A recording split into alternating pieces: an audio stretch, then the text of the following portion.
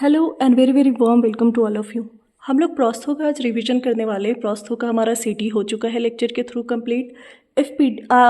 RPD हो चुका है लेक्चर के थ्रू कंप्लीट और एफपीडी बचा था। तो आज प्रोस्थो में हम लोग एफपीडी फिनिश करेंगे और इसके साथ हमारा प्रोस्थो कंप्लीट हो जाएगा। तो शुरू करते हैं हम लोग एफपीडी इन ऑर्थोडोंटिक्स। तो एफपीडी से पहले ना हमें ऑक्लूजल एनालिसिस करना होता है पेशेंट को। Occlusal analysis should be done before any restoration, ठीक है। If the patient has an interference do not adjust it because the patient is already accustomed to it. अगर पेशेंट के ऑक्लूजन में कोई इंटरफेरेंस हो रही है ना तो उसको आपने एडजस्ट अब नहीं करना है, क्योंकि पेशेंट अब एकस्टम हो चुका है, आदत हो चुकी है उससे उस ऑक्लूजन की। Process of assessing tooth restorability, ठीक है। Remove all caries and previous restorations. Assess remaining tooth structure, ferrule vertically and horizontally. Ferrule देखेंगे अभी हम लोग क्या है। Assess crown root ratio, very important for RPD. Endo consideration, ease of RCT and post placement, check if there are curved canals, calcified canals, root resorption etcetera. PDL consideration, tooth factor में हमें क्या देखना है, pocket depth, clinical attachment loss, bone loss, mobility if there are endoperioral lesions, patient factor में if the patient has any systemic disease or risk factors like smoking। Ferrule effect क्या है ये देखो। फेरूल इफेक्ट दो होंगे, एक vertical होगा दूसरा हॉरिजेंटल होगा।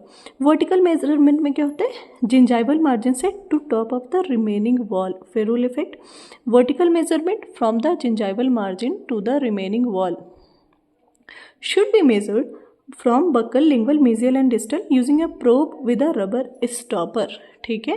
ये हो गया वर्टिकल फेरूल जो जिंजाइवल मार्जिन से लेकर top of the remaining wall तक लेना है हमें, चारों साइड टूथ के लेना है, पेरियोडोंटल प्रोब और रबर स्टॉपर से लेना है। अब क्या होगा, क्लास 1 फेरूल कब होगा, जब height of remaining tooth is greater than और equal to 2 mm at 4 locations. Ideal ferrule effect, vertical ferrule effect में क्लास 1 फेरूल तब होगा रिमेनिंग टूथ की हाइट जब ग्रेटर देन और इक्वल टू 2 mm होगी, 2 mm होगी चारों लोकेशंस पे, ठीक है। तो ये आइडियल होगा। क्लास 2 फेरूल कब होगा, जब 0.5 से 2 mm है तो होगा क्लास 2 फेरूल कहेंगे हम इसे। और इसका यूज़ हम कब कर सकते हैं, अगर हमें पोस्ट एंड कोर देना है पेशेंट को तो। क्लास 3 फेरूल कब होगा, height of remaining tooth less than 0.5 mm, unacceptable even with a post and core. ये हो गया आपका फेरूल। हॉरिजेंटल मेजरमेंट में क्या होगा, thickening of the remaining walls at the level of the future crown margin, ठीक है।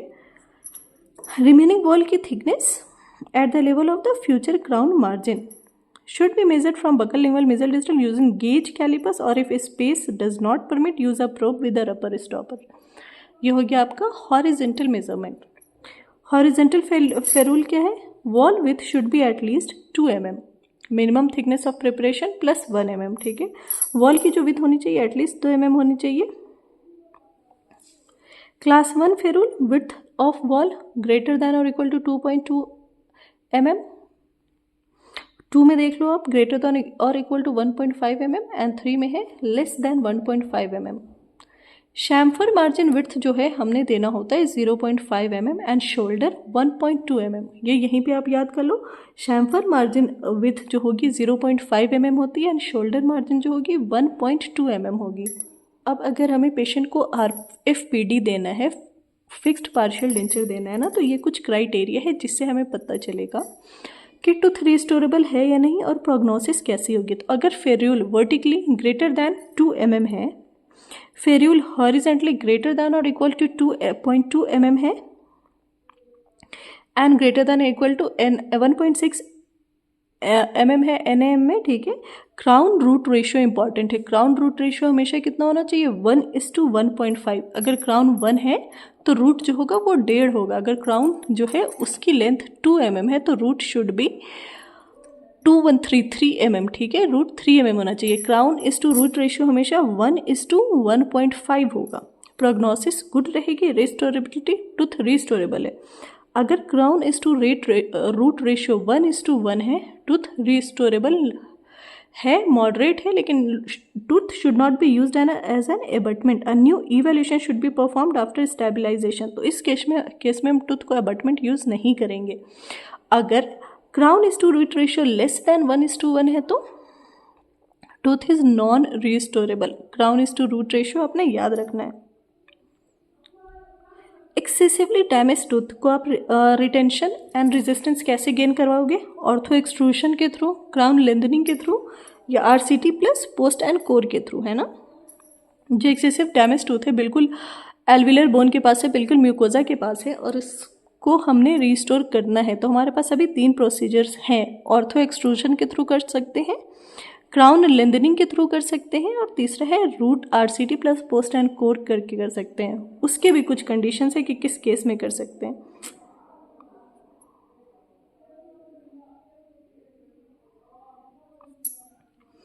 When do you decide to crown a tooth?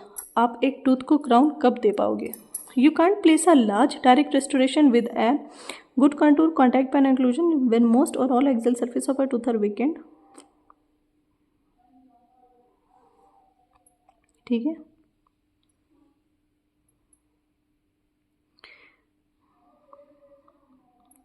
Just give me a sec. Now इतना याद रख लेना हमें एफपीडी में। अब आगे आते हैं एफपीडी के diagnosis treatment planning for single tooth restoration. ठीक है, ये हो गया हमारा। इसमें कुछ खास नहीं है। ट्रीटमेंट ऑप्शंस जो होते हैं किसी भी पेशेंट में हमारे पास, या तो हम कुछ नहीं कर सकते, नथिंग, या उसको आरपीडी देंगे, या इम्प्लांट देंगे, या एफपीडी देंगे। मिसिंग टीथ हम लोग क्यों रिप्लेस करते हैं या रिस्टोर करते हैं? केरियस टूथ को फंक्शन को रिस्टोर करने के लिए, एस्थेटिक के लिए, ऑक्लूजल स्टेबिलिटी के लिए। What is a pyre abutment? A tooth surrounded by edentulous space from both sides is known as pyre abutment. Pyre abutment क्या है? A tooth surrounded by edentulous space from both sides is known as pyre abutment. A tooth surrounded by both edentulous space from both sides is known as pyre abutment. ये याद रखना, pyre abutment important है। Now bridge की classification in FPD. Conventional bridge based on preparation, conventional है, minimal preparation है, hybrid है। Convention में क्या है? यू रिमूव टूथ स्ट्रक्चर या restoration and replace it with retainer. इसे हम लोग कहते हैं कन्वेंशनल। आप एक रिमूव करोगे टूथ स्ट्रक्चर को रेस्टोरेशन से, या रेस्टोरेशन को रिप्लेस करोगे रिटेनर से। मिनिमल प्रिपरेशन में क्या हो रहा है? रेजिन बॉन्डेड ब्रिज और Maryland bridge, wings on the palatal surface of tooth. ठीक है, wings on the palatal surface of tooth. Minimal preparation के एग्जाम्पल क्या है? रेजिन बॉन्डेड या Maryland bridge. Indicated when you have intact abutments that you want to preserve, or if the patient is young and you want a temporary solution until the patient is old enough to get implants. इस case में तीसरा है hybrid, conventional plus minimal prep retainers के साथ। Based on design bridge क्या हो सकते हैं? Fixed movable, cantilever and spring cantilever. हमने कैंटिलीवर और स्प्रिंग कैंटिलीवर ज़्यादा अच्छे से समझना है। फिक्स क्या है? Fix has a rigid connector at both ends of the Pontic. पहले तो आप पॉन्टिक समझते हो, पॉन्टिक क्या होता है, ठीक है। Has a rigid connector at both ends of the pontic. The abutment teeth are rigidly connected together. Abutment teeth are rigidly connected together, ये हो गया फिक्स्ड। इसका क्या मतलब है? पॉन्टिकी का तो सारा खेल है एफपीडी का। जो हम टीथ दे रहे हैं वो ही पॉन्टिक है, ठीक है, जिससे मिसिंग टीथ रिप्लेस होगा। ठीक, तो क्या होगा कि जो अगल बगल के टीथ हैं और बीच में हमने पॉन्टिक दिया, हैज़ अ रिजिड कनेक्टर, दोनों साइड जो होगा, एक बीच में एडेंचुलस स्पेस होगा फिक्स में, दोनों साइड स्ट्रॉन्ग टीथ होंगे।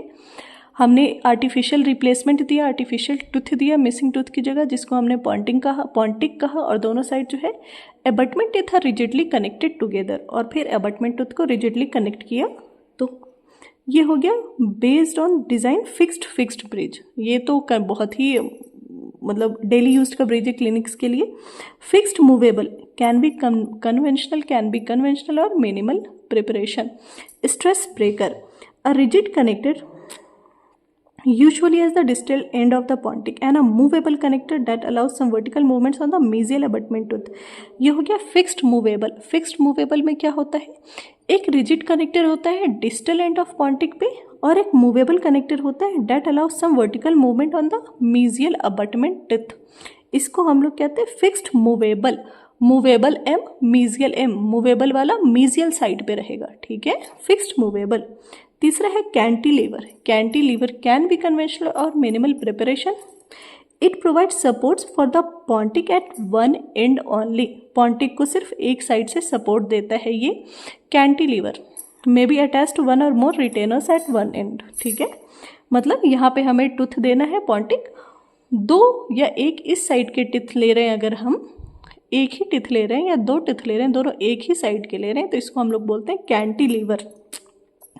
स्प्रिंग कैंटिलीवर क्या है? Restricted to the replacement of upper incisor teeth. Upper incisor teeth के रिप्लेसमेंट के लिए आप क्या कर सकते हो? बस स्प्रिंग कैंटिलीवर यूज करोगे। किसके लिए? बस अपर एंटीरियर टिथ की रिप्लेसमेंट के लिए। It preserves the intact anterior teeth when the posterior teeth needed crowning and preserve diastemas. अब एक चीज होती है डायनेमिक इक्विलिब्रियम। डायनेमिक इक्विलिब्रियम क्या है? जब एक आर्च इंटैक्ट हो और जो टिथ है उस आर्च में अपने करेक्ट पोजीशन पे हो due to the pressure from lip, cheek, tongue, opposing teeth etcetera, इसको हम लोग कहते हैं डायनेमिक इक्विलिब्रियम। डायनेमिक इक्विलिब्रियम में क्या होगा? आर्च जो है वो इंटैक्ट रहेगा पूरा और सारे टिथ अपने करेक्ट पोजीशन पे रहेंगे due to the pressure from lip, cheek, tongue, opposing teeth etcetera, ठीक है। सबसे कॉमनली एक्सट्रैक्टेड टूथ कौन सा होता है? फर्स्ट मोलर होता है ना। सबसे कॉमनली एक्सट्रैक्टेड टूथ होता है फर्स्ट मोलर। अब क्या हुआ? जैसे ही फर्स्ट मोलर एक्सट्रैक्ट हुआ ना, जो सेकंड मोलर है उसको फर्स्ट मोलर के पास जगह मिल गई मीजियल साइड पे, तो वो मीजियली टिप करेगा। जो सेकंड प्री मोलर है उसको डिस्टल साइड पे टिप स्पेस मिला, तो वो डिस्टली टिप करेगा या डिस्टली मूव करेगा। जो लोअर टिथ है उसको अपर टिथ प्रेशराइज नहीं कर रहा है, अक्लूजन के टाइम प्रेस करके अपने पोजिशन पे नहीं कर रहा है, रख रहा है, तो वो सुप्रा इरप्ट करेगा, है ना। To achieve a new level of balance and equilibrium. अब ये नए level of balance and equilibrium हो जाएगा। What are the consequences of losing balanced occlusion? The tilted tooth will cause occlusal interference. Tilted teeth will change the interocclusal space available and affect how your occlusal reduction will be, and also what materials to place and change the bridge design. You might need to do elective RCT on the opposing supra-erupted teeth. अगर opposite tooth सुप्रा erupted हो गया है, अपने जो है socket से ऊपर आ गया है, क्योंकि ऊपर वाला टिथ जो है इसको बार बार प्रेशराइज नहीं कर रहा है, इसको अपने जगह पे रखने के लिए फोर्स नहीं लगा रहा है, तो सुप्रा इरप्टेड टिथ के लिए आप क्या करोगे? Keep the occlusal plane as it is and reduce the thickness of the pontic. Pontic की ही थिकनेस घटा दो। Adjust the upper occlusal plane by enameloplasty plus you might need to do elective RCT. FPD के indications क्या क्या है? दो या फ्यूअर मिसिंग पोस्टीरियर टिथ हो, दो या उससे ज़्यादा मिसिंग पोस्टीरियर टिथ हो, तो 4 or fewer missing incisors, short cantilevers, good abutments with favourable loading, no gross soft tissue loss, favourable occlusion, that is inter arch space होना चाहिए। आरपीडी के इंडिकेशंस क्या है? एक और बार देख लो। क्रॉस आर्च स्टेबिलाइजेशन की जरूरत हो तो, bilaterally missing spaces with more than 2 teeth missing और multiple edentulous spaces, long edentulous span हो तो, when you need ridge support और there has been severe loss, anterior space more than 4 incisors, space includes a canine plus 2 other teeth, advance age. FPD के indications ये रहे, देख लो। FPD के contraindications क्या होंगे? एफपीडी कॉन्ट्रा इंडिकेटेड होगा उन पेशेंट्स में जिसमें एक्टिव केरीज या पेरियो डिजीज हो, जिनमें ड्राई माउथ या जीरो स्टोमिया हो और उनको मार्जिनल केरीज की हायर रिस्क हो। अगर कैनाइन लॉस है ना, तो आप ब्रिज प्लेस नहीं कर सकते हो। अगर कैनाइन लॉस है तो आप ब्रिज प्लेस नहीं कर सकते हो। क्यों? Why can't you place a bridge if the canine plus 2 other teeth are missing? क्योंकि कैनाइन जो है वो इन्वॉल्व है गाइडेंस में, ओक्लूजल गाइडेंस में, and these teeth will be subjected to a load. अब देखते हैं हम लोग रेजिन बॉन्डेड ब्रिज क्या है। Resin bonded bridge is usually used to replace a single missing incisor और प्रीमोलर। रेजिन बॉन्डेड ब्रिज से आप यूजुअली रिप्लेस करोगे सिंगल मिसिंग इंसाइजर या प्रीमोलर को। Usually in a transitional या temporary restorations, ponting is retained by 1 or 2 palatal wings on teeth mesial and distal to the space. Resin bonded bridge में क्या होता है, जो पॉन्टिंग है उसमें एक या दो पैलेटल विंग से रिटेन करते हैं टीथ को mesial या distal space में. Ponting should not have any load. If the teeth are mobile, you can have an ortho wire connecting the wings together. Contraindicated का है resin bonded bridge deep bite में, parafunctional habits में, short clinical crowns में and abutments are not well aligned. अब हम लोग देखते हैं इम्प्लांट की क्या इंडिकेशंस हैं. When there is inadequate number of abutment teeth, you can place 2 implants and a bridge or 1 implant and make a bridge with a natural teeth. Inadequate strength to support a conventional FPD. A long span band be replaced by multiple. A long span edentulous space be replaced by multiple implants. Single missing tooth with sound adjacent teeth. If the patient has too many failed previous RPD, go for implants and fix prostho. Bridge के लिए एक abutment कैसे assess करोगे? Take radiograph to check for any perio problem, bone loss, PA radiolucency and crown root ratio. Optimum crown root ratio कितनी होना चाहिए? 2:3 and minimum acceptable is 1:1.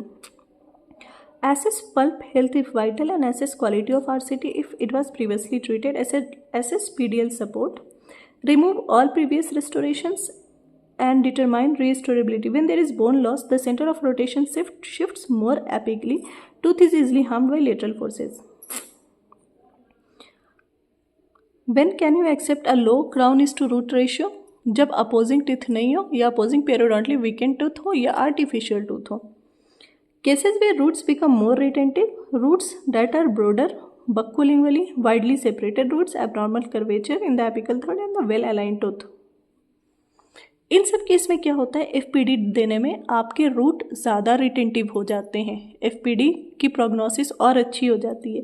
किस case में रूट जो है FPD के लिए ज़्यादा रिटेंटिव हो जाएंगे? Roots that are broader, buccolingually broad root हो, वाइडली सेपरेटेड रूट्स हो, ठीक है, abnormal curvature in the apical third में कुछ टेढ़े मेरे से रूट हो या वेल अलाइंड होता है. इन सब में क्या होता है, जो रूट की पकड़ होती है ना एल्विलर बोन में, वो मजबूत हो जाती है, जिसकी वजह से ये लोग जो है ना एक और ज़्यादा रिटेंशन प्रोड्यूस करते हैं और फेवरेबल प्रोग्नोसिस देते हैं FPD के केस में. ये केसेस याद रखना और इसको समझ लेना कि किन केसेस में रूट ज़्यादा रिटेंटिव होते हैं या FPD किन केसेस में रूट में लगाना ज़्यादा फायदेमंद होता है. Biomechanical principle of tooth preparation. Tooth preparation में सबसे पहले हमने क्या करना है, टूथ स्ट्रक्चर को बचाना है. Be as conservative as possible.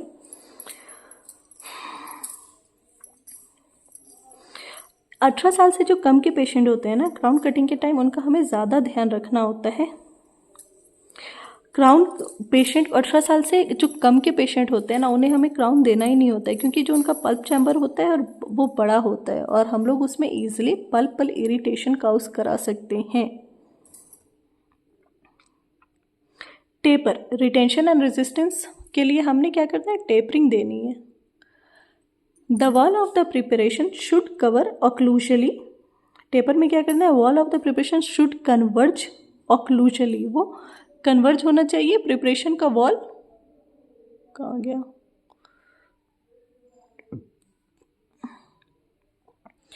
When you hold the burr parallel to the long axis of the tooth, this will cause a 3-degree taper. If you need a total of 6-degree taper. तो retention and resistance के लिए हमें tapering 6 degree की चाहिए होती है और अक्लूशल में ना, अक्लूशल वॉल जो होना चाहिए वो कन्वर्ज करना चाहिए.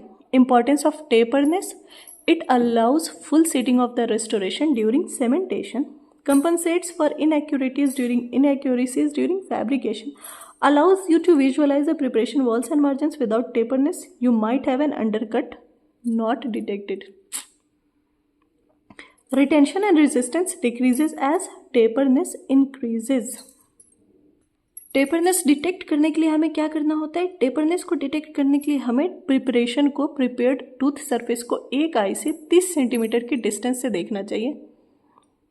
हमें सारे मार्जिन्स दिखने चाहिए तब, और कोई अंडरकट्स नहीं दिखना चाहिए, ठीक है. तो ये एक आइडियल टेपरनेस मिलेगी हमें. Freedom of displacement, Maximum retention and resistance is achieved when you have only one path of withdrawal. Maximum resistance and retention मिलता है जब one path of withdrawal हो. If the longer the preparation, the better its resistance and retention. If you have a short tooth, the wider the more retentive it is. ठीक है. Path of insertion considered in 2 dimensions. Path of insertion क्या होता है? Mesiodistally and buccolingually. What to do if the tooth to be restored is tilted but adjacent teeth are well aligned? You design the preparation to be parallel with the adjacent teeth but trim the tooth from one side more than the other. In anterior porcelain fused metal crown, if you go along the long axis of the tooth, you have more metal showing. So the incisal third should be with the long axis of the tooth to reduce metal showing.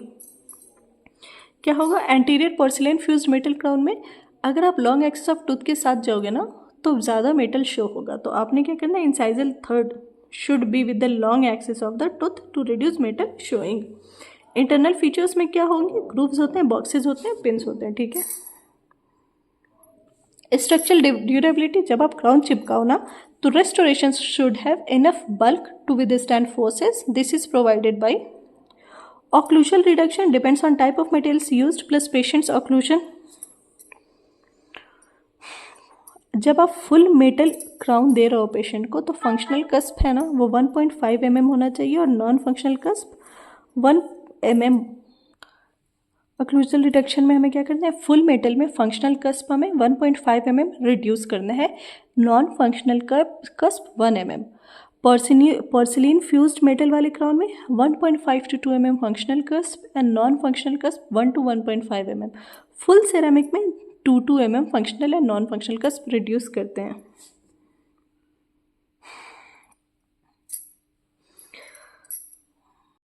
Axial reduction क्यों करेंगे? इससे rigidity and durability मिलेगी.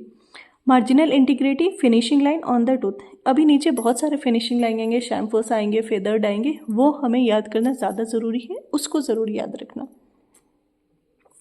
Margin of the prosthesis will affect aesthetic, periodontal health, marginal seal, tooth substance conservation and impression taking.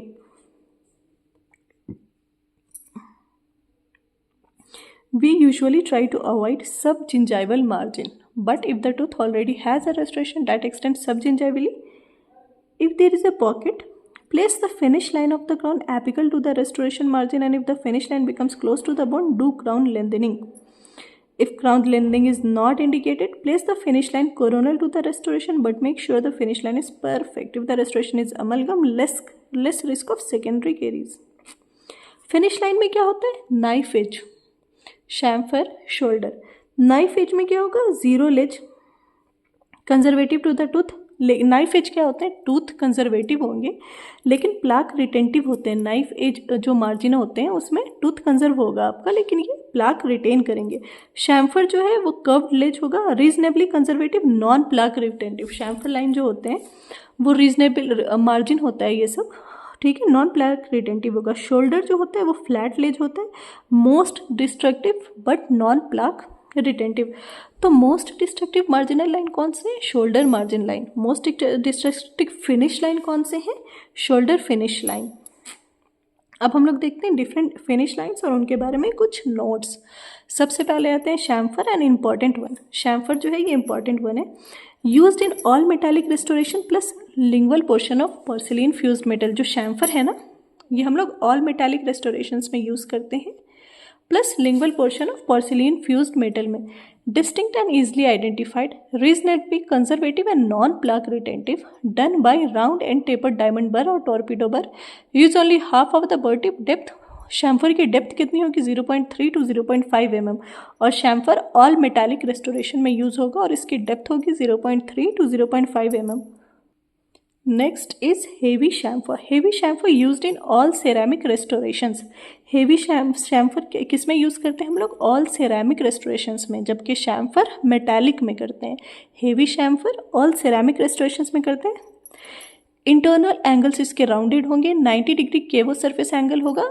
Margin और tooth surface के बीच का angle 90 degree होगा। Done by round and taper पर या टॉर्पीडो पर same. Use 1/2 of the bird tip, ठीक है। Depth इसकी कितनी होगी, 1 mm होगी। आप शैम्फर और हेवी शैम्फर में दोनों में डिफरेंस देखते जाना, ठीक है। पहले शैम्फर पढ़ाए, अब हेवी शैम्फर पढ़ाए। शोल्डर जो फिनिश लाइन है ना, used in facial portion of porcelain fused metal can be used for all ceramic restorations but internal line angle has to be rounded। जो आपका शोल्डर है ना, फेशियल पोर्शन ऑफ पीएफएम में use करते हैं, सारे सेरेमिक रेस्टोरेशंस में आप यूज़ कर सकते हो, लेकिन इंटरनल लाइन एंगल जो है इसके भी राउंडेड होंगे बट जॉइंट होगा इसमें, ठीक है। मतलब 90 डिग्री का केवो सरफेस एंगल होगा। Angle between the shoulder and axial wall can be 90 degree less और मोर।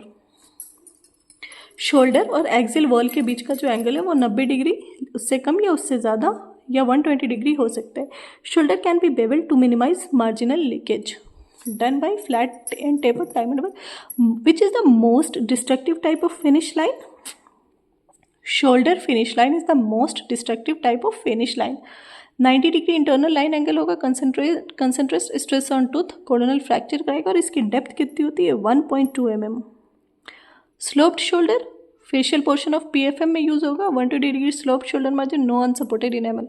बेवल्ड shoulder used in facial finish line of PFM crowns when gingival aesthetics not critical, proximal box of inlays, onlays, occlusal shoulder of onlays and mandibular per 3/4 crown. The bevel will removes unsupported enamel, allows the cast metal margins to be burnished and against the prepared tooth structure minimizes marginal discrepancy। एक होता है knife edge finish line, ये याद रखना आप। Knife edge finish line is used in mandibular posterior teeth with very convex axial surfaces, lingually tilted lower molars। Knife edge किस में use हो रहा है, मैंडिबुलर पोस्टीरियर टीथ में, lingually tilted lower molars में। permits acute margin of metal thin margin, difficult to wax and cast, susceptible to distortion। Finish line बनाते वक्त common mistake क्या क्या होगी, discontinuity, roughness, undercuts, insufficient proximal clearance, marginal lip, ठीक है। अब देखते हैं हम लोग बाकी चीज़ पार्ट 2 में एफपीडी के। ऑल मेटालिक रेस्टोरेशन से शुरू करेंगे एफपीडी के पार्ट 2 में।